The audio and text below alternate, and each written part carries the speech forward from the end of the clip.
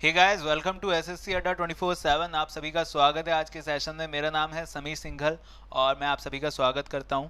तो गाइस, आज का जो सेशन है वो आपने जैसे देखा कि आज हम बात करने वाले हैं पॉलिटी से संबंधित प्रश्नों पर, जो आपके कौन से एग्जाम से संबंधित हैं, जो प्रीवियस ईयर आपके सीडीएस एग्जाम से संबंधित होंगे।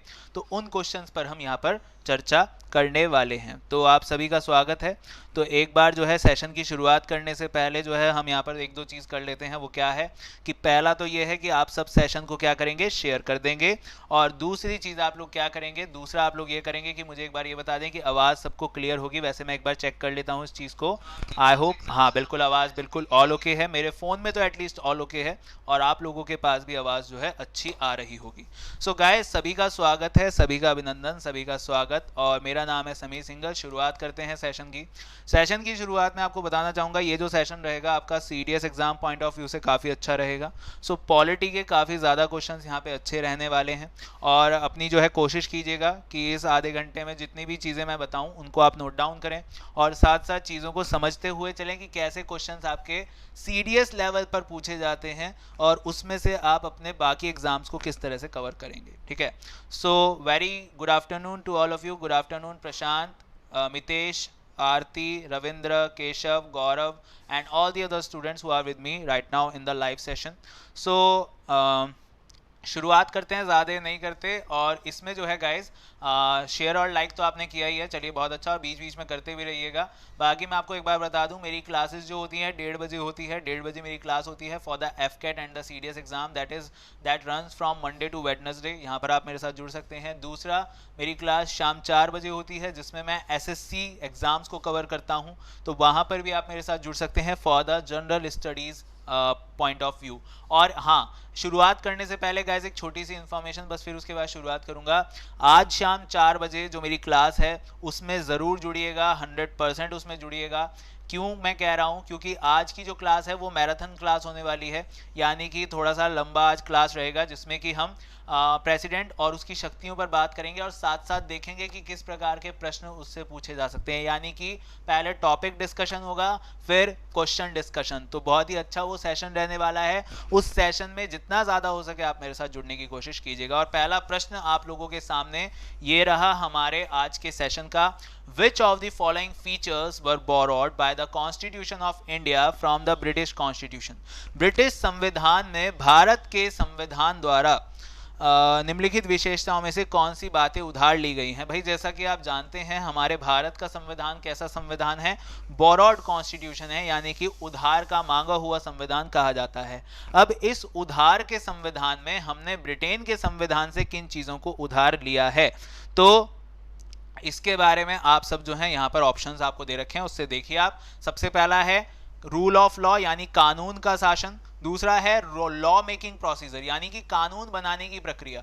उसके बाद तीसरा ऑप्शन कह रहा है इंडिपेंडेंट जुडिशरी, यानी कि न्यायपालिका की स्वतंत्रता। और चौथा है संसदीय प्रणाली, यानी कि पार्लियामेंट्री सिस्टम। तो ऑप्शंस जो हैं वो हैं ए 1 and 2 ओनली, 2 और 3 and 4 ओनली, 1 and 4 ओनली, या 1, 2 and 4। तो जल्दी से इसको बताने की कोशिश कीजिए।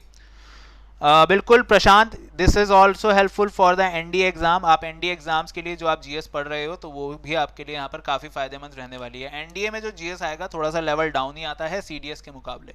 सो काफ़ी फायदेमंद रहने वाला है, बिल्कुल अपनी चीज़ों को पढ़ते हुए चलिएगा। ओके, तो यहाँ पे जो है बच्चों ने जवाब देना शुरू किया। मितेश ने जवाब दिया डी, हर्षित ने जवाब दिया है डी। और इसके अलावा very good afternoon to all of you, जो भी बच्चे जुड़ते जा रहे हैं भाई। अर्नब ने कहा है डी होगा, यानी 1, 2 and 4। चलिए देखते हैं। प्रियंका ने, केशव ने भी डी कहा। ओके चलिए, तो सबसे पहले देखिए यहाँ पर पहली बात क्या कह रहा है गाइस, रूल ऑफ लॉ, यानी कि कानून का शासन। कानून के शासन से मतलब क्या होता है कि कानून सर्वोप्रिय होता है, कानून के हिसाब से चीज़ें चलती हैं। तो पहला जो है बिल्कुल सही है, ये आपका कहाँ से लिया गया है, ये प्रोसेस आपका लिया गया है ब्रिटेन से। इसके बाद लॉ मेकिंग प्रोसीजर। भाई लॉ मेकिंग प्रोसीजर कैसे, कि हमारे भारत के जो संसद है, संसद में जो कानून बनता है वो कैसे बनता है कि विधेयक जो बिल होता है वो एक सभा में आता है, यानी या तो लोकसभा या राज्यसभा में आता जाता है, उसके बाद वहां से पास होकर जाता है दूसरे सभा में, और फिर उन दोनों से पास होकर जाता है राष्ट्रपति। तो ये प्रोसेस जो है ये हमने कहां से उधार लिया है, ब्रिटेन से लिया है, ये भी बिल्कुल सही है। तीसरा है इंडिपेंडेंस ऑफ जुडिशरी, यानी न्यायपालिका की स्वतंत्रता, ये आपका कहां से लिया गया है गाइस, ये लिया गया है यूएस से। याद रखिएगा, न्यायपालिका की स्वतंत्रता या फिर जुडिशियल रिव्यू यानी कि आपका न्यायिक समीक्षा, ये दोनों प्रोसेस आपके कहां से लिए गए हैं, इन दोनों को ही आपके जो है यूएसए से लिया गया है। चौथी बात आ जाती है पार्लियामेंट्री सिस्टम यानी कि संसदीय प्रणाली, और ये भी हमने कहां से ली है, ब्रिटेन से ली है। और इससे एक और बात बता सकता हूं मैं, ब्रिटेन से हमने जो है सिटीजनशिप यानी कि नागरिकता भी हमने ब्रिटेन से ली है। इसके अलावा बाई कैमरल लेजिस्लेचर यानी कि आपका जो द्विसंसदीय प्रणाली यानी लोकसभा राज्यसभा, दो प्रकार की संसदीय प्रणाली, ये भी हमने ब्रिटेन से लिया है। पीएम का पद यानी प्राइम मिनिस्टर का पद भी हमने कहां से लिया है, ब्रिटेन से लिया है। तो इसका सही आंसर क्या हो गया, 1, 2 एंड 4, तो यानी कि डी ऑप्शन इसका करेक्ट हो जाएगा, डी ऑप्शन बिल्कुल सही हो जाएगा। बहुत अच्छे यहाँ पर सभी बच्चों ने, Shalini, Arnav, Prashant, Mitesh and all the other students, बिल्कुल सही आप लोगों का यहाँ पे जवाब आया है। ठीक है, चलिए आगे चलते हैं अगले क्वेश्चन पर। अगला क्वेश्चन आप लोगों के सामने ये रहा, Which one of the following schedules of the Constitution of India has fixed the number of members of the Rajya Sabha to be elected from each state? Bharat के संविधान के निम्नलिखित कार्यक्रमों में से यानी कि अनुसूचियों में से किस एक ने प्रत्येक राज्य से चुने जाने वाले राज्यसभा के सदस्यों की संख्या निर्धारित की है? ऑप्शंस हैं पांचवी अनुसूची यानी 5th schedule, 3rd schedule, 6th schedule या फिर 4th शेड्यूल। जल्दी से इसको बताने की कोशिश कीजिए और साथ साथ सेशन को शेयर भी करते रहिए। Hello and welcome to the session, Ranjit Arya, नमस्ते। चलिए तो सभी बच्चे जो है सेशन को शेयर करते रहिए भाई, और साथ साथ अपने क्वेश्चन का आंसर भी आप लोग मुझे देते रहिए भाई। कौन सी अनुसूची जो है आपके राज्यसभा से संबंधित है? देखो पहली बात मैं आपको ये बता दूं कि जो शेड्यूल्स होते हैं, कई बार ना बच्चों को यही नहीं पता होता कि शेड्यूल्स होते क्यों हैं। शेड्यूल्स होने का तात्पर्य ये है हमारे संविधान में कि कुछ चीज़, जो हमारा संविधान है वो पहले ही बहुत ज़्यादा बड़ा है, बहुत ज़्यादा लार्जेस्ट रिटन कॉन्स्टिट्यूशन है। अब उसमें कुछ चीज़ों को हमने जो है एक हाइपर टेक्स्ट के रूप में शेड्यूल्स में डाला है। फॉर एग्जाम्पल जैसे 10th शेड्यूल में एंटी डिफेक्शन लॉ आता है, तो उसके प्रावधान हमने अनुसूची 10 में बताए हैं, जो कि रिलेटेड है किससे, आर्टिकल 102। तो इस प्रकार से हाइपर टेक्स्ट का काम करते हैं। और बिल्कुल सही यहाँ पर अर्णव ने जवाब दिया, केशव ने जवाब दिया, हर्षित ने, प्रियंका ने जवाब दिया, बहुत अच्छे। 4th शेड्यूल बिल्कुल सही, और मितेश ने बिल्कुल सही आंसर बच्चों आप सभी का। 4th शेड्यूल में क्या आता है, allocation of the seats for the Rajya Sabha for states, यानी किस राज्य के कितने पद होंगे इसका जिक्र चौथी अनुसूची में किया जाता है। इसके बाद 6th शेड्यूल में आपके कौन कौन से राज्य आते हैं? इसमें आता है असम, मेघालय, त्रिपुरा और मिजोरम। इन 4 राज्यों में जो अनुसूचित जनजाति होती है उनके रक्षण, उनके एडमिनिस्ट्रेशन के बारे में बताया गया है। तीसरी अनुसूची में हमारे कार्यवाहकों की शपथ बताई गई है, और 5वीं अनुसूची में बाकी पूरे भारत में जो शेड्यूल एरियाज हैं उनके एडमिनिस्ट्रेशन प्रोविजन का जिक्र किया गया है। टोटल अनुसूचियां कितनी हैं? 12। पहले कितनी थी? 8, बाद में ये कितनी हो गई? 12 हो गई। पहली 9वीं जुड़ी थी 1951, उसके बाद जुड़ी थी 1985 में, उसके बाद हमारी जो है 1992 में 2 अनुसूचियां और जोड़ी गई थी, तो टोटल ये कितनी हो गई थी? 12। ठीक है, चलिए अगला क्वेश्चन है। अगला क्वेश्चन रिट से संबंधित है, और कल का लेक्चर अगर आपने देखा होगा तो कल ही मैंने आपको सबको रिट पढ़ाया था, तो मेरे हिसाब से ये रिट सबको बहुत अच्छे से पता होगा। और writ issued to secure the release of a person found to be detained illegally, अवैध रूप से हिरासत में लिए गए व्यक्ति की रिहाई के लिए जारी की गई रिट कौन सी है? ऑप्शंस हैं मैंडेमस, हैबस कॉर्पस, सर्टियोररी या प्रोहिबिशन। इनको हिंदी में कहते हैं परमादेश, बंदी प्रत्यक्षीकरण, उसके बाद उत्प्रेक्षण और निषेध। जल्दी से बताइए इसका आंसर क्या होगा? बिल्कुल सही, अनंत कुमार ने भी बताया 4th शेड्यूल, विपिन कुमार ने, प्रशांत ने, बिल्कुल सही, फर्स्ट अमेंडमेंट 1951। अगला बताइए अगला क्वेश्चन क्या होगा? अगले क्वेश्चन को देखिए, आपके सामने अगला क्वेश्चन है यहाँ पर, इसको भी बताने की कोशिश कीजिए गाइस।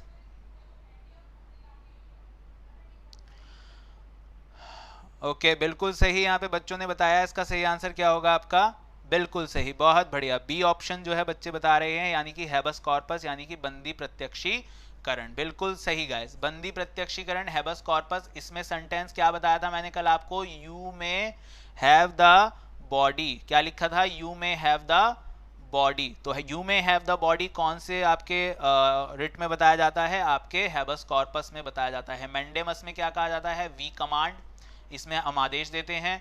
सर्टिओररी में कहा जाता है टू इन्फॉर्म और टू सर्टिफाई, सूचना देना, और प्रोहिबिशन में कहा जाता है टू फॉरबिड, ठीक है, यानी रुक जाओ।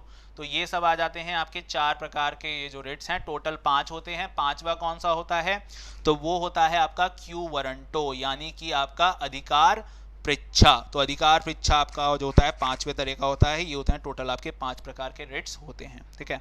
चलिए, और भाई वीडियो को लाइक भी करते रहिए, जितने बच्चे जुड़े हुए हैं वीडियो को लाइक भी करते रहिए। अगला क्वेश्चन देखिए, Which one of the following statement about the emergency provisions under the Constitution of India is not correct?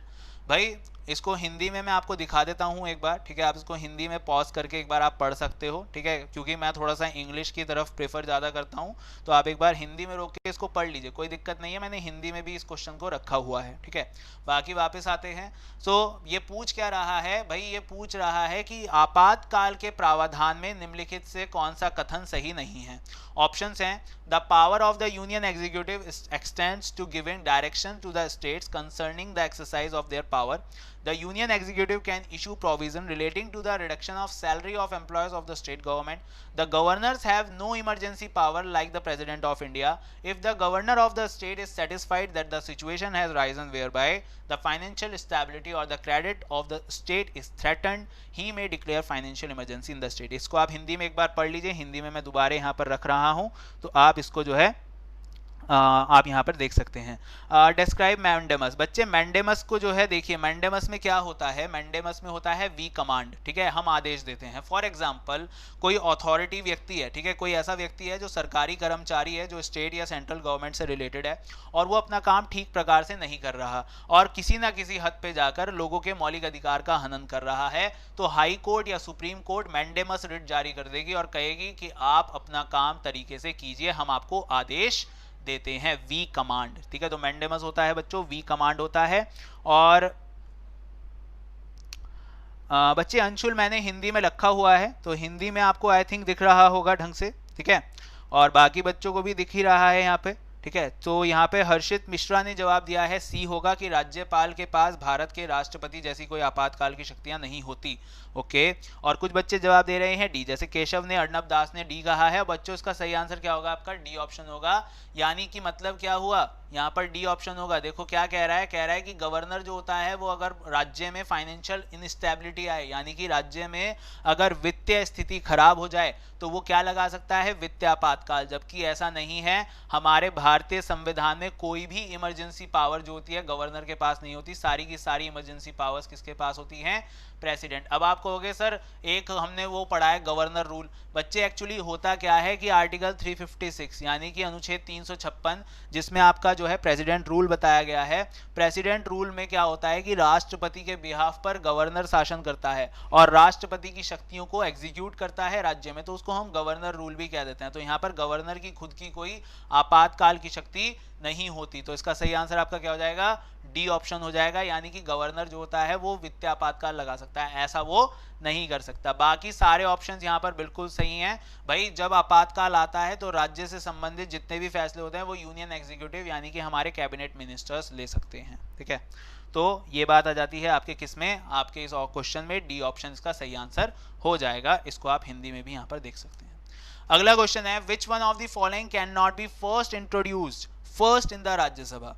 भाई निम्नलिखित में से क्या जो है राज्यसभा में पहले नहीं लाया जा सकता, ठीक है, निम्नलिखित में से किस एक को पहले राज्यसभा में पेश नहीं किया जा सकता। ऑप्शंस हैं संवैधानिक संशोधन यानी कॉन्स्टिट्यूशनल अमेंडमेंट, दूसरा है कैग की रिपोर्ट, कैग की रिपोर्ट से मतलब क्या हुआ, जो नियंत्रक एवं महालेखा परीक्षक होता है उसकी जो रिपोर्ट होती है, तीसरा है यहाँ पर एनुअल फाइनेंशियल स्टेटमेंट यानी कि वार्षिक वित्तीय विवरण, और चौथा है कि bill to alter the boundaries of any state, किसी भी राज्य की सीमाओं में परिवर्तन करने के लिए विधेयक। तो क्या जो है वो एक राज्यसभा में नहीं लाया जा सकता, जल्दी से बताने की कोशिश कीजिए। कुछ बच्चों ने तो जवाब दे भी दिया है, बाकी बच्चे भी दीजिए यहाँ पर। बिल्कुल प्रियंका ने जवाब दिया, केशव ने भी कहा, केशव शर्मा ने कहा सी होगा यानी कि एनुअल फाइनेंशियल स्टेटमेंट। बाकी बच्चे भी बताइए भाई इसका सही आंसर क्या होगा। ओके, हर्षित ने कहा सी होगा। चलिए देखते हैं। तो गाइज इसका जो सही आंसर होगा वो क्या होगा, वो होगा आपका सी ऑप्शन, यानी annual financial statement. Annual financial statement को हम सिंपल भाषा में बजट भी कहते हैं बच्चों। क्या कहते हैं? बजट। और बजट आता है आपका आर्टिकल 112। आपको पता होगा कि जो मनी बिल होता है, ठीक है, जो मनी बिल होता है यानी आर्टिकल 110, या फिर जो आपका बजट होता है यानी आर्टिकल 112, ये दोनों ऐसे जो हैं, दो तरह के ये चीज़ें होती हैं जो पहले केवल कहाँ पर लाई जाती है? लोकसभा। इन दोनों पर राज्यसभा की कोई पावर नहीं होती। तो ये जो है पहले कहाँ पर लाए जाते हैं? आपके लोकसभा में लाए जाते हैं, राज्यसभा में नहीं लाए जा सकते। बाकी कॉन्स्टिट्यूशनल अमेंडमेंट जो है आर्टिकल 368, ये आपका राज्यसभा में शुरू किया जा सकता है। कैग की रिपोर्ट जो होते हैं हमारे राष्ट्रपति संसद में रखते हैं, अब वो चाहे राज्यसभा में रखें या लोकसभा में, वो उन पर डिपेंड करता है। और bill to alter the boundaries of any state, ये आता है आपके आर्टिकल 3 के तहत। ये बात की जाती है कि किसी राज्य की सीमा को बढ़ाना या घटाना, ये किसके पास होती है पावर? ये होती है पार्लियामेंट। और इसको लाने के लिए जो बिल होता है वो बिल आपके राज्यसभा में भी पेश किया जा सकता है। तो इसका सही आंसर आपका क्या हो जाएगा? सी ऑप्शन सही आंसर हो जाएगा। ठीक है, चलिए अगली बात करते हैं। अगला आता है आपका, which one of the following statement regarding the uniform civil code as provided under article 44 of the constitution of India is not correct? भाई अनुच्छेद 44 से संबंधित जो आप में समान आचार संहिता आती है, वो उससे संबंधित निम्नलिखित में से कौन सा कथन सही नहीं है? आप एक बार इसको पॉज करके इंग्लिश में पढ़ लीजिए, और यहाँ पर ये मैंने पूरा हिंदी में भी दिया हुआ है, आप इसको हिंदी में भी देख सकते हैं कि भारतीय संविधान के अनुच्छेद 44 के अंतर्गत दिए गए समान नागरिक संहिता के संबंध में निम्नलिखित वक्तव्यों में से कौन सा सही नहीं है? यह प्रत्येक भारतीय नागरिक का मौलिक अधिकार है। राज्य पूरे भारत के क्षेत्र में नागरिकों के लिए इसे सुरक्षित करने का प्रयास करेगा। इसे किसी न्यायालय द्वारा लागू करने योग्य नहीं है। यह किसी न्यायालय द्वारा लागू करने योग्य नहीं है, फिर भी संविधान में यह आवश्यक है कि एक सिद्धांत के रूप में यह हमारे देश के शासन में मौलिक होना चाहिए। तो कौन सा कथन सही नहीं है? बिल्कुल सिंपल मेजॉरिटी से हो जाएगा, बिल्कुल सही आपने बताया यहां पर। ठीक है, चलिए अंशुल हिंदी में ही लिखा था अभी तक, अब इंग्लिश में दिखा रहा हूं। ठीक है, तो अब इंग्लिश में पढ़ लो। और वैसे देखो, अगर मैं बात करूं, अगर सीडीएस की क्लासेस कर रहे हो या एफकेट की क्लासेस कर रहे हो, तो बच्चे इंग्लिश में पढ़ने की आदत डालो। ठीक है, क्योंकि उसके बिना जो है ये पेपर क्वालिफाई करना मेरे हिसाब से थोड़ा मुश्किल है। चलिए, तो यहाँ पे बच्चों ने जवाब दिया, हर्षित ने जवाब दिया है सी होगा, नूतन रॉय ने कहा है ए होगा, ओके, रमाकांत ने कहा है डी होगा, it is not enforceable by the code yet the constitution requires that as the principle it should be fundamental in the governance of our country. Okay, D बता रहे हैं कुछ बच्चे सी कह रहे हैं।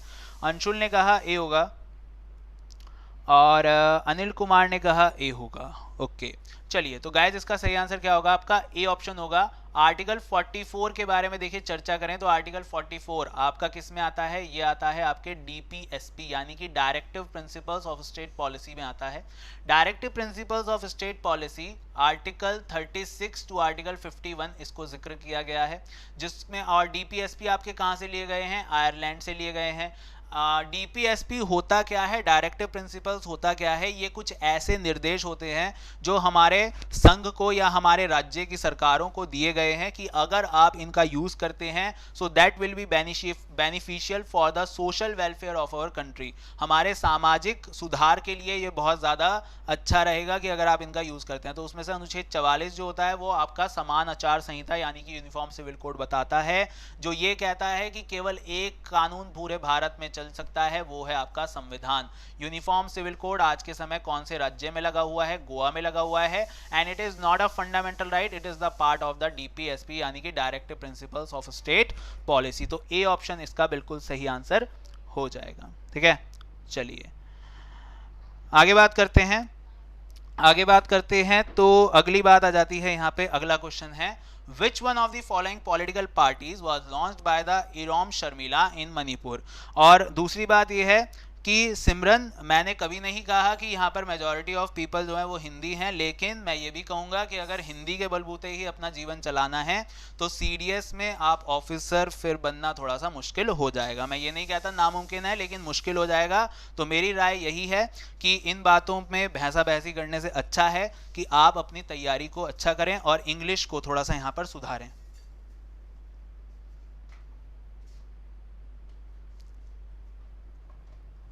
बात क्लियर है सभी को?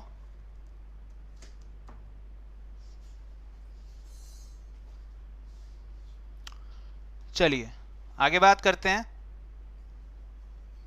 इस क्वेश्चन का आंसर दीजिए भाई। इरोम शर्मिला जो है, इरोम शर्मिला से संबंधित प्रश्न यहाँ पर पूछा गया है कि ये जो है किससे संबंधित है, कौन सी पॉलिटिकल पार्टी से संबंधित है। तो जल्दी से इस क्वेश्चन को बताने की कोशिश कीजिए यहाँ पर।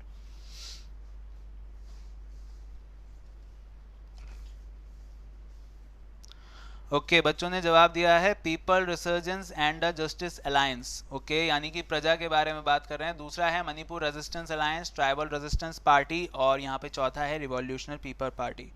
ओके बच्चों इसका सही आंसर क्या होगा? वो होगा आपका ए ऑप्शन, यानी कि people resurgence and the justice alliance. देखो इरम शर्मिला के बारे में बात करें तो इरम शर्मिला जो है इन्होंने 2000 सन 2000 से लेकर और 2016 तक अब तक की सबसे बड़ी हंगर स्ट्राइक इन्होंने करी थी।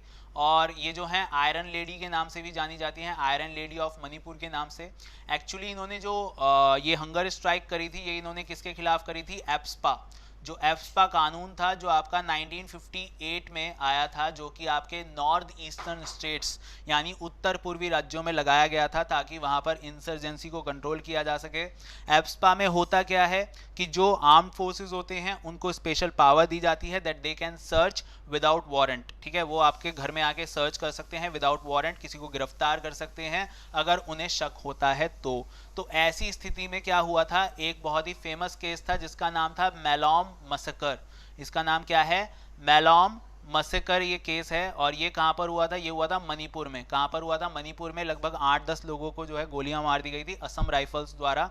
और इसके बाद जो है इन्होंने यहाँ पर हंगर स्ट्राइक करी थी। 2000 से लेकर 2016 तक ये हंगर स्ट्राइक पर रही थी। और इन्होंने 2016 में जब हंगर स्ट्राइक तोड़ी उसके बाद इन्होंने यहाँ पर एक पार्टी का भी यहाँ पर डिक्लेरेशन किया था, उसका नाम था प्रजा, यानी कि people resurgence and justice alliance. तो इतनी बातें इनके बारे में भी ध्यान रखिएगा। बिल्कुल मैंगूबी भी बोलते हैं इन्हें, बिल्कुल सही बताया यहाँ पर प्रियंका ने, मैंगूबी भी इनको कहा जाता है। ठीक है, चलिए अगला क्वेश्चन है the money bill passed by the लोक सभा can be held up by the Rajya Sabha for how many weeks. Lok Sabha से पारित धन विधेयक को राज्यसभा कितने हफ्तों तक रोक सकता है? ऑप्शंस हैं 2 हफ्ते, 3 हफ्ते, 4 हफ्ते या 5 हफ्ते। जल्दी से बताइए, बहुत ही सिंपल ये क्वेश्चन है। मनी बिल के बारे में देखिए चर्चा करते हैं। मनी बिल आर्टिकल 110 में बताया गया है। मनी बिल को लाने से पहले आपको एक प्रायर इंफॉर्मेशन प्रेसिडेंट को देना अनिवार्य होता है। प्रेसिडेंट को एक इंफॉर्मेशन दी जाती है। इसके बाद बात करते हैं आगे। तो ये तो बात हुई कि प्रेसिडेंट को एक इंफॉर्मेशन दी जाती है मनी बिल से संबंधित। इसके बाद भाई प्रेसिडेंट को इंफॉर्मेशन देना, और उसके बाद ये कौन तय करता है? क्वेश्चन और बनता है money bill pay. Money bill pay question ये बनता है कि ये कौन तय करता है कि कोई विधेयक एक आम विधेयक है या धन विधेयक? तो ये तय करता है आपका स्पीकर। कौन तय करता है? स्पीकर तय करता है। तीसरी बात यह है कि जो विधेयक होता है, मनी विधेयक, धन विधेयक होता है, वो पहले कहां पर लाया जाता है? वो लाया जाता है लोकसभा में लाया जाता है।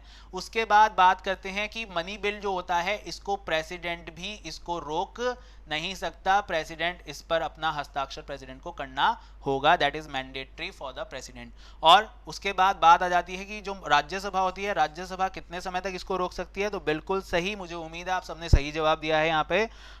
प्रथा सरदार, अशोक और जितेंद्र नूतन, बिल्कुल सही। सभी बच्चों ने यहाँ पर सही जवाब दिया। इसका सही आंसर क्या होगा आपका?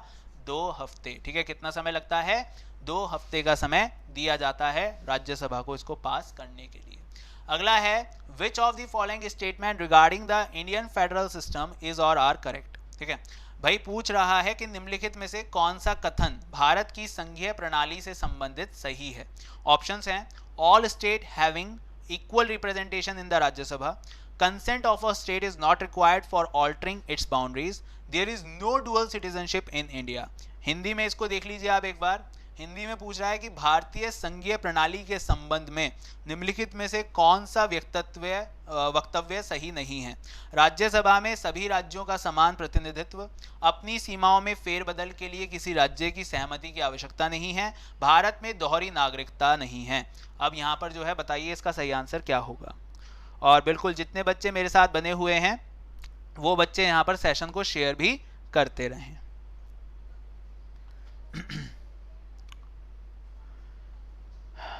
चलो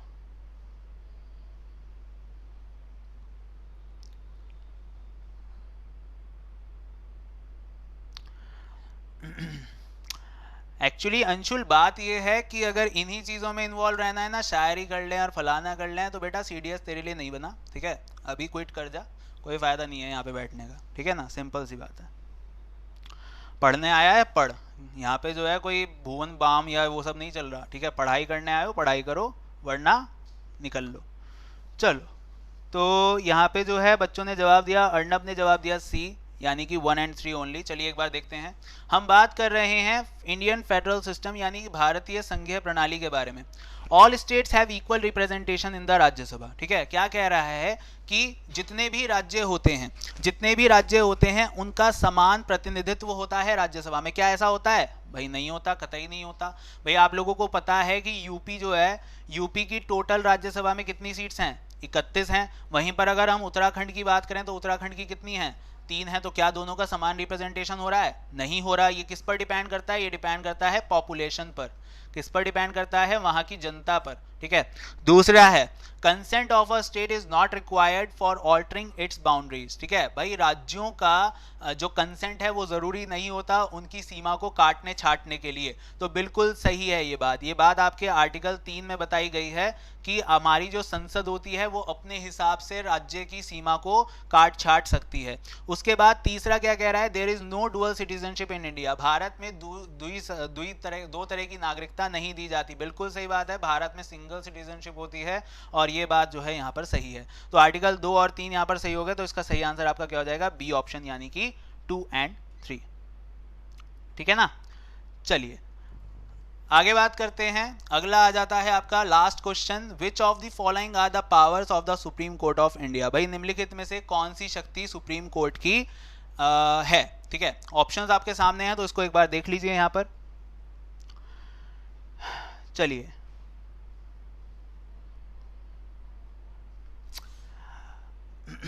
नहीं, घमंड की कोई बात नहीं है। घमंड इसलिए कर रहा हूं क्योंकि तुम जैसे लोग ना सुनते तो हो नहीं, ठीक है। तो जो तुम्हें करना है करो, रहना है रहो, नहीं रहना मत रहो, कोई दिक्कत नहीं है।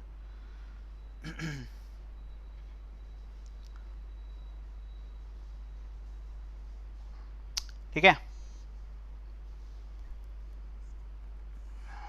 चलिए ओके। तो बच्चों ने यहाँ पे जवाब दिया है बी ऑप्शन होगा। आप इसको हिंदी में भी देख सकते हैं, ठीक है। हिंदी में भी इसके ऑप्शन दे रखे हैं। भारतीय सरकार और एक या एक से अधिक राज्यों के बीच में विवाद में मूल क्षेत्राधिकार, उच्च न्यायालयों की अपीलों को सुनने की शक्ति, इससे पहले किसी भी मामले में न्याय करने के लिए फरमान और आदेश पारित करना, कानून के मामलों में भारत के राष्ट्रपति को सलाह दें। तो जल्दी से इसका आंसर बताइए।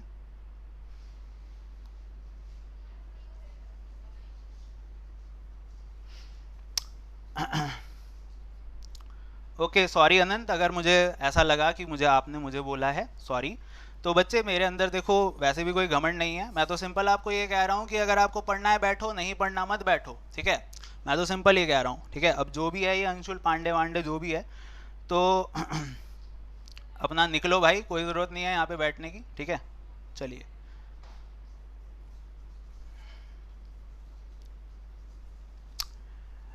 ओके, तो यहाँ पे जो है अंशुल पांडे का जो है जाने का समय आ चुका है। तो आप इनको अलविदा कह सकते हैं। बस 1 सेकंड रुक जाइएगा, ठीक है। चलिए, तो ये गए अंशुल पांडे हमेशा के लिए, अलविदा भाई, ठीक है। चलो अब बाकी बच्चे जो हैं वो ध्यान से पढ़ो और क्वेश्चन का जवाब यहाँ पे दे सकते हैं। चलिए तो देखते हैं यहाँ पर। देखिए, which of the following are the powers of the supreme court of India. भाई original jurisdiction in a dispute between the government of India and one or more states, the power to hear the appeal from the high Court, ठीक है। भाई original jurisdiction, देखिए ये जो आती है बात, ये आता है आर्टिकल 131। ओरिजिनल ज्यूरिसडिक्शन किस में आता है? आर्टिकल 131 में, यानी सही न्याय। ओरिजिनल ज्यूरिसडिक्शन क्या होता है कि ऐसे जो ज्यूरिसडिक्शन होते हैं जहां पर आपका जो है सेंट्रल गवर्नमेंट, ठीक है, यानी कि यूनियन, और यूनियन के साथ साथ किसी स्टेट का कोई पंगा चल रहा हो, ठीक है, या फिर स्टेट बनाम स्टेट का कोई पंगा चल रहा हो, ठीक है। तो इस तरह के जो केसेस होते हैं वो किस में आते हैं, ओरिजिनल ज्यूरिसडिक्शन, यानी कि उनको सुप्रीम कोर्ट सुनता है। उसके बाद अगला कह रहा है the power to hear the appeals from the high court. भाई बिल्कुल सही बात है, जब आप हाई कोर्ट में कोई केस लड़ते हो और उसके बाद हाई कोर्ट से आपको जाना होता है, सुप्रीम कोई आपको जो है यहाँ पे होती है चीज़, तो उसके बाद आप कहाँ जाते हो, सुप्रीम कोर्ट में जाते हो। इसके बाद तीसरी चीज़ क्या आती है, passing decrease and orders for doing justice in any matter before it. भाई उसके द्वारा जारी किए गए फरमान और आदेश जो होते हैं उनको लागू करना होता है, तो तीसरा भी यहाँ पर बिल्कुल सही है। और चौथा है render advice to the president of India in the matter of law. ये बात आती है आपके आर्टिकल 143 में, ठीक है, 143 में क्या बताया गया है कि एडवाइजरी ज्यूरिसडिक्शन यानी कि न्यायिक जो सलाह की शक्ति होती है, न्यायिक सलाह की शक्ति, ये आपके राष्ट्रपति के पास होती है कि राष्ट्रपति जो होता है सुप्रीम कोर्ट में आपके क्या कर सकता है, किसी कानून से संबंधित कोई सलाह मांग सकता है। तो ये बात आ जाती है आपके 4 में। तो बिल्कुल भाई पहला, दूसरा, तीसरा, चौथा चारों सही है, तो उसका सही आंसर आप सबने बिल्कुल सही बताया, ए ऑप्शन यहाँ पर बिल्कुल सही हो जाएगा। जिन बच्चों ने ए ऑप्शन बताया उनका सही होगा। हर्षित बी ऑप्शन आप बता रहे हो, 1, 2 एंड 3। बच्चे 1, 2 एंड 3 तो ठीक है, 4th भी ठीक है, ठीक है। तो ध्यान रखिएगा, इसका सही आंसर क्या होगा, आपका ए ऑप्शन इसका सही आंसर हो जाएगा, ठीक है। चलिए, तो बहुत बढ़िया, ये थे गाइस आज के क्वेश्चन। सो आई होप सबको क्वेश्चंस अच्छे से समझ में आए होंगे। इनको आप हिंदी में भी रोक के पढ़ सकते हैं जिन बच्चों को इंग्लिश में दिक्कत है वो, ठीक है। चलिए, उसके बाद बात करते हैं आगे। तो गाइज यहाँ पर जो है टारगेट एसएससी सीपीओ का मेरा बैच आ रहा है, जिसमें मैं ज्योग्राफी एंड पॉलिटी पढ़ा रहा हूँ। ये बैच आ रहा है 15 जुलाई से। इस बैच को आप ज्वाइन कर सकते हैं to study geography and polity with me in the particular sense of the particular paper, that is the CPO Central Police Organization। दूसरी तरफ FCAT 2 मेरा बैच ये आ चुका है 13 जुलाई से, इसमें आप ज्वाइन कर सकते हैं। इसमें मैं पूरा जनरल अवेयरनेस का पार्ट करा रहा हूँ, that is the history, polity, geography and the part of the static. तो इसमें भी आप मेरे साथ ज्वाइन कर सकते हैं और इस समय 77% का डिस्काउंट है Y203 कोड पर, तो आप इसको यूज कर सकते हैं, इस कोड को, फॉर द मैक्सिमम डिस्काउंट। अच्छा, जाने से पहले गाइज एक और बात आपको कहना चाहूंगा, शाम 4 बजे आज, ठीक है, शाम 4 बजे मेरे साथ जो है जरूर जुड़िएगा। और शाम 4 बजे जो है आज के सेशन में हम बात करेंगे किसके बारे में, राष्ट्रपति से संबंधित पहले हम टॉपिक पर डिस्कशन करेंगे कि क्या क्या उससे संबंधित चीज़ें होती हैं, और उसके बाद हम उसको जो है उससे संबंधित क्वेश्चंस पर भी हम बात करेंगे। तो दूसरी बात यह है कि आप लोग उसमें जुड़िए, और वहाँ पर वो जो सेशन रहेगा वो आपके सभी एग्जाम्स, चाहे वो CDS हो, FCAT हो, या फिर आपका जो है SSC का कोई एग्जाम हो, सभी एग्जाम्स के लिए वो महत्वपूर्ण रहने वाला है। उस सेशन में जुड़िएगा, सेशन को शेयर जरूर कीजिएगा, और वहाँ पर जुड़कर जो है हम काफ़ी आज चर्चा करेंगे, काफ़ी अच्छा टॉपिक वो रहने वाला है, ठीक है। तो ये पॉइंट था। सो मैराथन क्लास होगी आज बिल्कुल, और सॉरी अनंत, मैंने आप लोगों को आपको गलत समझा, सॉरी फॉर दैट। और दूसरी चीज़ ये है कि भाई ऐसे बच्चे आते हैं तो फिर करना पड़ता है, ठीक है ना, उसमें कोई वो वाली बात नहीं है। चलो फिलहाल के लिए चलता हूँ। Thank you all, God bless you all guys, and bye guys.